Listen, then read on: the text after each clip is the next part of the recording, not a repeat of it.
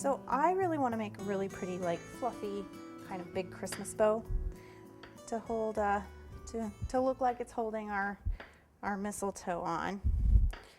So I'm just going to roll it out our white fondant again, and I want it just as thin as I had it for our ribbon borders. And I'm going to head over in a second and grab some paper towels, because paper towels really do work the best as filling